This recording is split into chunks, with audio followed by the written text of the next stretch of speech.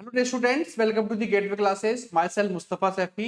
और आज की इस वीडियो में हम स्टार्ट करने जा रहे हैं AKTU BTech fifth sem mechanical और मैकेनिकल अलाइड ब्रांच के एक सब्जेक्ट के बारे में जिसका नाम है हमारा हीट एंड मास ट्रांसफर। तो हीट एंड मास ट्रांसफर जो शॉर्टकट में एचएमटी बोलते हैं, इसके बारे में हम डिस्कस करेंगे कि हमें क्या क्या सिलेबस के अंदर हमें डिस्कस करना है। तो in this video we will discuss about the syllabus of the heat and mass transfer which is the major subject of the mechanical and the mechanical allied branches in the fifth sem of the BTech syllabus. तो इसे start करने से पहले आपको थोड़ा सा मैं आपको बता दूं, जिन लोगों को नहीं पता है, हमारे गेटवे क्लासेस के एप्लीकेशन में बीटेक मैकेनिकल के लिए आपका जो थर्ड ईयर है इसके कोर्स लॉन्च हो चुके हैं। आप वहां से इन्हें इजीली अवेल कर सकते हैं। वहां पर दो कॉम्बो पैक आपको मिलेंगे। एक कॉम्बो पैक में आप दोनों अवेल कर सकते हो, सेम 5 और सेम 6 दोनों के लिए। तो जो भी सेमेस्टर 5 और सेमेस्टर 6 के जो मेजर सब्जेक्ट रहेंगे वो इसमें कवर रहेंगे, जिसमें इनकी डिटेल आपके वीडियो लेक्चर्स, उसमें पीडीएफ नोट्स और जो भी वन शॉट वीडियोस हैं वो आपको वहां पर अवेलेबल मिल जाएंगी। तो वो आप यहां से इजीली अवेल कर सकते हो इस कॉम्बो पैक के थ्रू, जिसमें आप पूरे थर्ड ईयर के लिए यानी कि सेम 5 के लिए और सेम 6 के लिए कोर्स को इजीली स्टडी कर सकते हो। साथ ही साथ एक हमारे एप्लीकेशन में एक और कॉम्बो पैक अवेलेबल है जिसमें सिर्फ फिफ्थ सेम के सब्जेक्ट रहेंगे। तो जिसमें हमारे केवल 4 मेजर सब्जेक्ट जो आपके पास जो आपको पढ़ने हैं सेमेस्टर में, यानी कि heat and mass transfer, machine design, industrial engineering और जो भी एक नॉन क्रिटिकल सब्जेक्ट रहेगा। तो इस वाले पैक में हम सिर्फ फिफ्थ सेमेस्टर के जो कोर्स है वो आपके लिए अवेलेबल कराएंगे। तो आप ध्यान रखिएगा, हमारे पास दो कोर्स अवेलेबल हैं, एक सिर्फ सेम 5 के लिए और एक पूरे थर्ड ईयर के लिए सेम 5 और सेम 6 के लिए। चलिए सिलेबस के बारे में डिस्कस करते हैं सबसे पहले। तो यूनिट 1 का जो सिलेबस है, बेसिकली जो एचएमटी सब्जेक्ट है, इस सब्जेक्ट को मैं ही आपको पढ़ाऊंगा। और इस सब्जेक्ट के बारे में आपको बता दूं, जो आप जब ये एप्लीकेशन में आप जाएंगे वहां पे आपको डिटेल्स की सारी इंफॉर्मेशन मिल जाएगी। तो एचएमटी के सब्जेक्ट के लिए जो हमारी एप्लीकेशन है वहां पर आपको इसके डिटेल्ड वीडियो लेक्चर्स, इसके पीडीएफ नोट्स और जो वन शॉट वीडियो है वो आपको एप्लीकेशन में ही अवेलेबल हो जाएगी। ठीक है, तो स्टार्ट करते हैं सिलेबस की। तो सिलेबस यूनिट जो हमारा जो एचएमटी का सिलेबस है यूनिट 1 का, तो unit 1 is basically based on the introduction to heat transfer. Heat transfer होता क्या है? बेसिकली अभी तक आपने सेकेंड ईयर में थर्मोडायनामिक्स के बारे में पढ़ा होगा, सुना होगा। तो थर्मोडायनामिक्स बेसिकली जो हीट ट्रांसफर है हमारा, this is the part of the thermal science. जो थर्मल इंजीनियरिंग आप कह सकते हैं, थर्मल साइंस जो होती है, थर्मल साइंस को दो पार्ट में डिवाइड किया जाता है। One is called as the thermodynamics, जिसमें आप लोग बहुत सारी प्रॉपर्टीज के बारे में पढ़ते हैं, और साथ ही एक होता है हमारा इसमें हीट एंड मास ट्रांसफर, जिसकी हम बात कर रहे हैं। तो बेसिकली हीट ट्रांसफर क्या बताता है? This tell about the rate and the mode of heat transfer. Thermodynamics में अभी तक आपने रेट के बारे में नहीं पढ़ा होगा, मोड के बारे में नहीं पढ़ा होगा कि एक सिस्टम से दूसरे सिस्टम तक या एक बॉडी से दूसरे बॉडी तक किस रेट से या किस मोड से हीट ट्रांसफर हो रही है, क्यों उसका टेम्परेचर चेंज हो रहा है। But in the heat transfer which is also the part of the thermal science, in this we will discuss about the rate as well as the mode of the heat transfer, कि कितने rate से और किस mode से heat transfer हुआ है जिसकी वजह से सिस्टम का टेम्परेचर या कोई भी प्रॉपर्टी उसकी चेंज हुई है। तो सबसे पहले जो यूनिट फर्स्ट है हमारी, इसमें डिस्कस करेंगे introduction to the heat transfer. Heat transfer क्या होता है, इसमें बेसिकली हमें जो मोड पढ़ने हैं, जो 3 मोड होते हैं हीट ट्रांसफर के बारे में डिस्कस करेंगे कि आपका कंडक्शन क्या होता है, कन्वेक्शन क्या होता है और रेडिएशन क्या होता है। और तीनों के लिए गवर्निंग लॉस पढ़ेंगे कि तीनों के लिए कौन से गवर्निंग लॉ होते हैं जिससे हम लोग ये सिंपली कंडक्शन, कन्वेक्शन और रेडिएशन को कैलकुलेट कर सकते हैं। साथ ही साथ इसमें डिस्कस करेंगे हम लोग कि इसका टेम्परेचर का इफेक्ट क्या होता है थर्मल कंडक्टिविटी में। जब हम डिस्कस करेंगे कंडक्शन, कन्वेक्शन, रेडिएशन के, तो कुछ टर्म्स आएंगे, तो वहां पे एक टर्म आता है कंडक्टिविटी।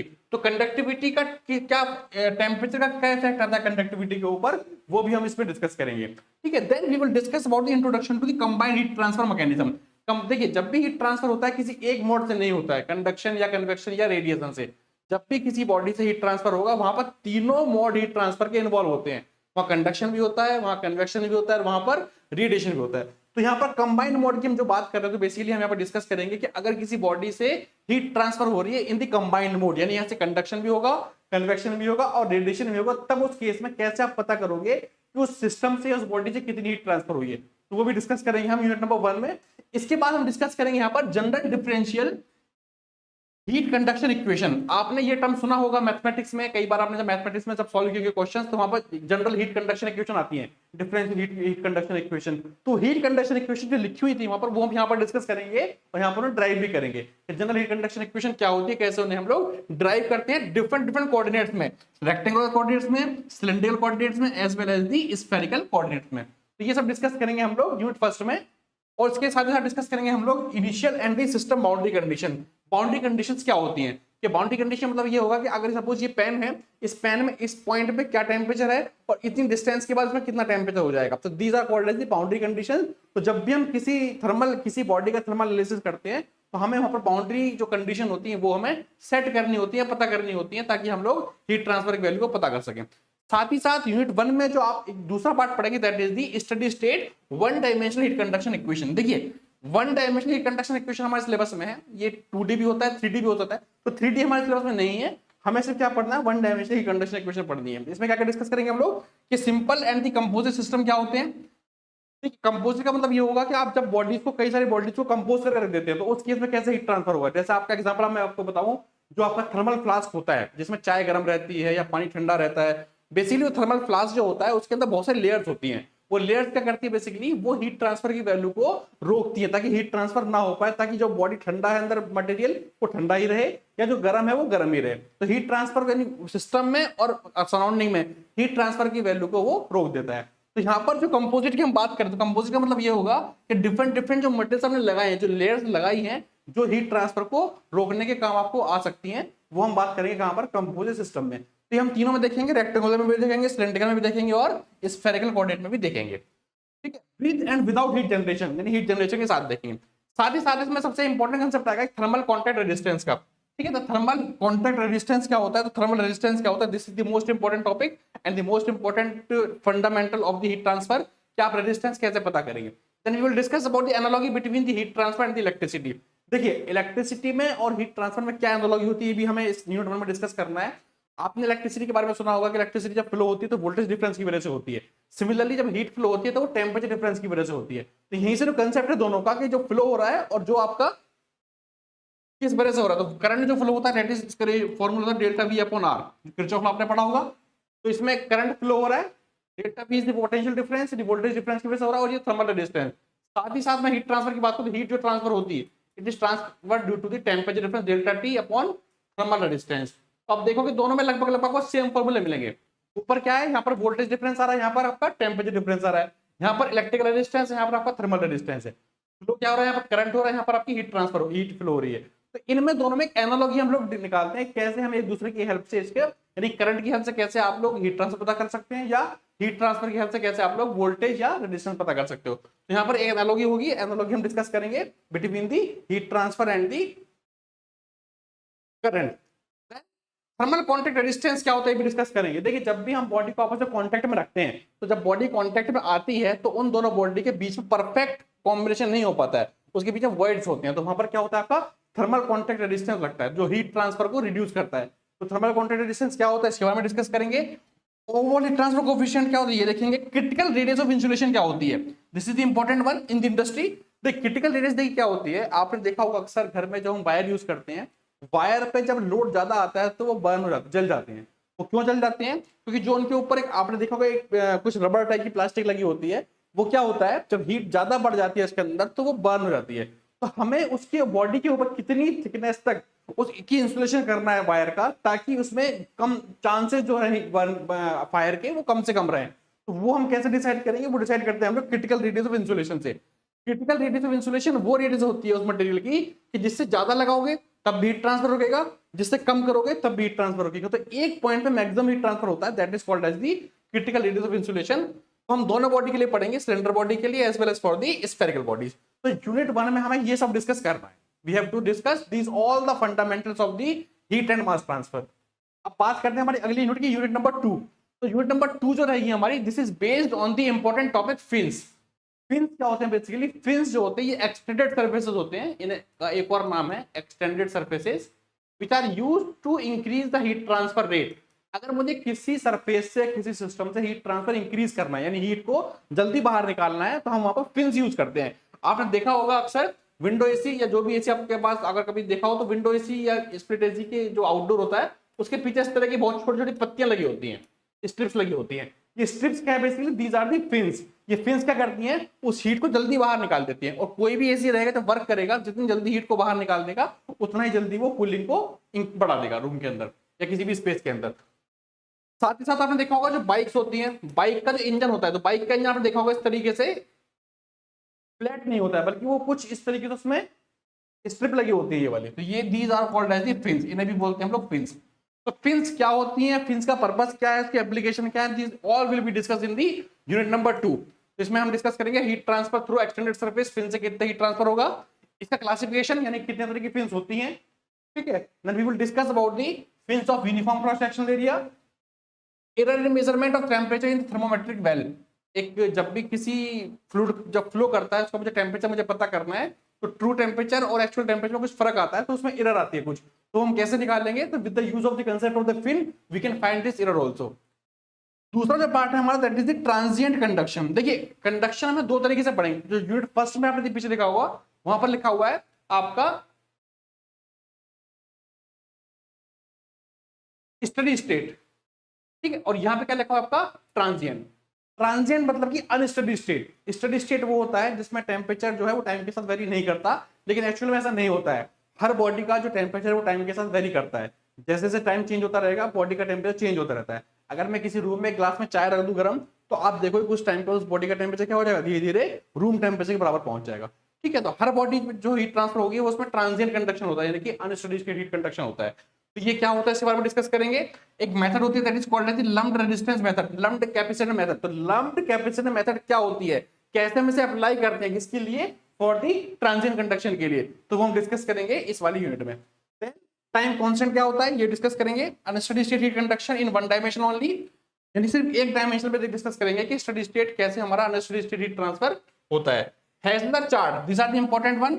जब हम प्रॉब्लम सॉल्व करते हैं अनस्टडी स्टेट की, तो कई बार हम उसको एनालिटिकली या जो हमारी मेथड है लम्प्ड मेथड, इससे हम लोग सॉल्व नहीं कर पाते हैं, then we will go towards the next level, Heisler charts. ये कुछ चार्ट्स हैं जो हेज़लर ड्रॉ किए थे to find the heat transfer for the transient conduction. जब भी किसी बॉडी में ट्रांजिएंट यानी अनस्टडी स्टेट कंडक्शन हो रहा हो, टाइम के साथ टेम्परेचर वेरी कर रहा हो, तो उस केस में हम लोग हेज़लर चार्ट की हेल्प से भी हीट ट्रांसफर की वैल्यू को पता कर सकते हैं। This all will be discussed in the unit number 2। Unit 3 जो रहेगी हमारी that is based on the convection.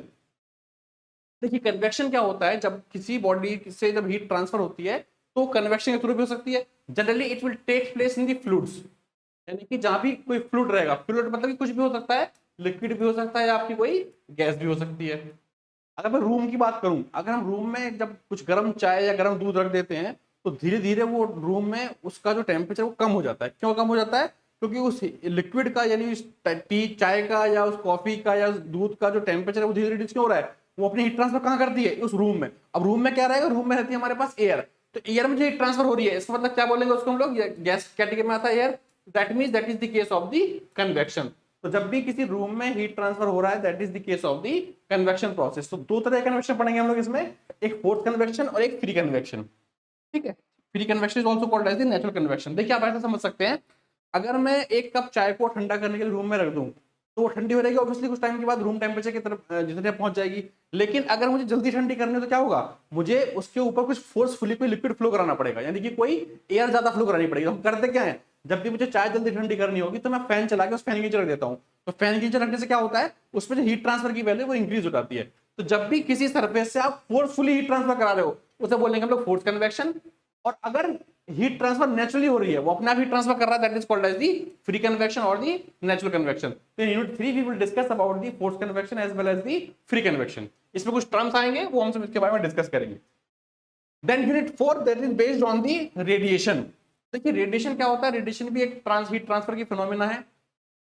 Radiation के लिए क्या गवर्निंग लॉ रहेंगे, रेडिएशन क्या होता है, क्या गवर्निंग लॉ होता है, तो वो सब डिस्कस करेंगे। इसके साथ साथ कुछ लॉ हैं जैसे कि प्लांक लॉ है, बीज लॉ है, ठीक है, तो इन सब के बारे में डिस्कस करेंगे। ब्लैक बॉडी क्या होती है, तो everything will be discuss in the radiation chapter. तो इस वाले चैप्टर में, इस वीडियो यूनिट में हम क्या डिस्कस करेंगे कि बेसिक कंसेप्ट रेडिएशन के क्या है, रेडिएशन की प्रॉपर्टी कौन कौन सी होती है, ब्लैक बॉडी क्या होती है, कुछ लॉ के बारे में डिस्कस करेंगे, प्लांक्स लॉ क्या होता है, बीज लॉ क्या होता है, ठीक है।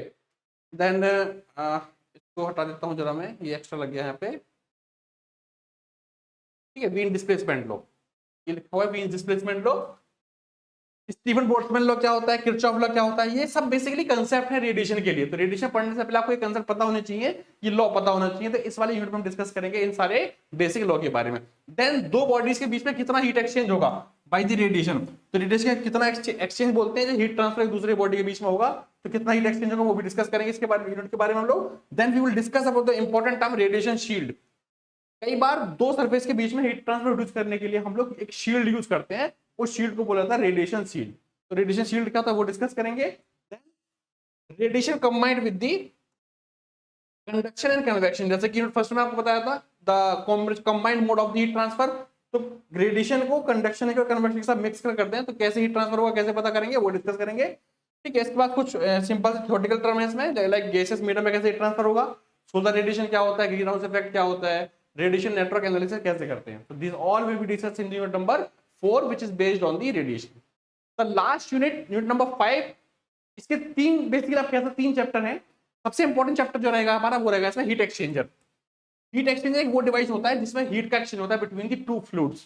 ठीक है, दोनों फ्लूइड एक दूसरे के हीट को जब ट्रांसफर करते हैं उसे बोलते हैं, जिस डिवाइस में करते हैं उसे बोलते हैं हम लोग हीट एक्सचेंजर। तो हीट एक्सचेंजर कितने टाइप के होते हैं वो डिस्कस करना है हमें, सबसे important. This is the most important part of the unit number 5। Important नीचे वाला भी है but this is the most important, क्योंकि इससे क्वेश्चन हमेशा आता ही आता है। तो डिफरेंट टाइप्स हीट एक्सचेंज के बारे में डिस्कस करेंगे। फॉलोइंग फैक्टर क्या होता है, ओवरऑल हीट ट्रांसफर कोएफिशिएंट क्या होता है, LMTD logarithmic mean temperature difference. LMTD बहुत इंपॉर्टेंट है, इसके पे आपसे डेरिवेशन पूछी जाती है केटीयू में एग्जाम में कि एलएमटीडी के लिए आपको एक डेरिवेशन ड्राइव करना होता है, फॉर्मूला ड्राइव करना होता है हीट एक्सचेंजर के लिए। इफेक्टिवनेस मेथड क्या होती है, एक मेथड इफेक्टिवनेस होती है वो डिस्कस करेंगे, एनटीयू मेथड भी बोलते हैं इसको, इसके बारे में डिस्कस करेंगे। एंड कॉम्पैक्ट हीट एक्सचेंजर क्या होते हैं, कि how we will design the compact heat exchanger, this will be discussed in unit number 5। Unit 5 में इस हीट एक्सचेंजर के अलावा हमें जो पढ़ना है वो हमें पढ़ना है कंडेंसेशन एंड बॉइलिंग के बारे में भी, कि कंडेंसेशन बॉइलिंग कितने तरह की होती है, यानी कंडेंसेशन या बॉइलिंग अगर हो रहा होगा तो कितने तरह का कंडेंसेशन होता है, कितने तरह की बॉइलिंग होती है। This will be discussed in the unit number 5 as well as introduction to the mass transfer. देखिए मास ट्रांसफर का हमें सिर्फ इंट्रोडक्शन पढ़ना है। बेसिकली मास ट्रांसफर जो होता है it is the subject for the chemical engineers. For mechanical engineers we need only heat transfer, but still we need some introduction of the mass transfer. तो mass transfer का introduction यहाँ पर बताएंगे कि mass transfer क्या होता है, उसके लिए क्या गवर्निंग लॉ यूज करेंगे और उसका एग्जांपल क्या करेंगे। मैं आपको एग्जांपल थोड़ा सा बता देता हूं। जो आप डिओड्रेंट यूज करते हैं, तो जो आप डिओ यूज करते हैं, तो डिओ जब आप स्प्रे करेंगे, तो डिओ जब स्प्रे करते हो उसमें मास ट्रांसफर होता है। जब आप डिओ को प्रेस करते हो तो उसमें जो ट्रांसफर होता है वो मास का ट्रांसफर होता है, ठीक है, ना कि हीट का ट्रांसफर। तो मास ट्रांसफर क्या होता है, उसका बेसिक गवर्निंग लॉ क्या है, ठीक है, everything will be discussed in the unit number 5। तो this is all about the unit number 5 syllabus, या जो एचएमटी के 5 यूनिट का सिलेबस है। तो ये हमने सब इस टॉपिक के बारे में पढ़ना है। तो एप्लीकेशन में जैसे मैंने आपको बताया, तो एप्लीकेशन में आप जाएंगे आपको डिटेल वहां पर स्ट्रक्चर सब मिल जाएगा कि हाँ हम आपको क्या क्या उसमें प्रोवाइड करने वाले हैं। लाइक आपको जो पूरे पीडीएफ नोट्स मिलेंगे, जो भी पढ़ाया जाएगा उसके पीडीएफ नोट्स प्रोवाइड कर जाएंगे। साथ ही साथ जो आपकी वीडियो लेक्चर्स रहेंगे वो आपको उसमें मिलेंगे, जो सारे टॉपिक कवर करेंगे। और साथ ही साथ इसमें जो प्रीवियस ईयर के क्वेश्चन है, और सबसे इंपॉर्टेंट जो वन शॉट वीडियो है, तो वन शॉट वीडियो भी आपको एप्लीकेशन में आपको वहां पर मिल जाएंगी। ठीक है, तो जैसे मैं आपको पहले बताया था, मैं फिर से एक बार रिपीट कर देता हूं। हमारे पास जो थर्ड ईयर के लिए है वो 2 कॉम्बो पैक अवेलेबल है हमारी एप्लीकेशन में। 1 combo pack is for the same 5 and same 6। इसमें पूरा थर्ड ईयर आपका कंप्लीट रहेगा मैकेनिकल का, जिसमें आप सेम 5 और सेम 6 से जो भी मेजर सब्जेक्ट रहेंगे उसकी सारी डिटेल स्टडी, आपको जो भी मटेरियल है वो सब आपको मिलेगा। लाइक वीडियो लेक्चर्स, आपको पीडीएफ नोट्स और वन शॉट वीडियो। और एक और हमारे पास कॉम्बो पैक अवेलेबल है जिसमें आपको सिर्फ सेम 5th के सब्जेक्ट मिलेंगे, जिसमें जो आपके मेजर सब्जेक्ट हैं लाइक एचएमटी या मशीन डिजाइन एटसेट्रा। तो जो अब हम अभी डिस्कस किया, हमने एचएमटी के बारे में डिस्कस किया है, तो ये सारे सब्जेक्ट मिल जाएंगे आपको हमारे दूसरे वाले कॉम्बो पैक में फॉर दी थर्ड ईयर, जिसमें हमारे 4 जो मेजर सब्जेक्ट हैं वो आपको वहां पर मिल जाएंगे। आप जब एप्लीकेशन में आप जाएंगे तो आपको डिटेल आपके जो पूरा जो इसका इंफॉर्मेशन है कोर्स के बारे में, हमारे कॉम्बो पैक के बारे में, वो आपको मिल जाएगा। ठीक है, कोई दिक्कत तो आप हमें मैसेज कर सकते हैं, मेल कर सकते हैं। ठीक है, तो बहुत जल्दी हम शुरू करने वाले हैं हमारा subject heat and mass transfer. तो आप इसके लिए हमारी एप्लीकेशन को डाउनलोड कर सकते हैं अगर अभी तक डाउनलोड नहीं करी है, गूगल प्ले स्टोर से और iOS यानी कि एप्पल प्ले स्टोर से भी। ठीक है, थैंक यू वेरी मच। फिर मिलते हैं हम बहुत जल्दी ही हमारी यूनिट फर्स्ट की वीडियो में।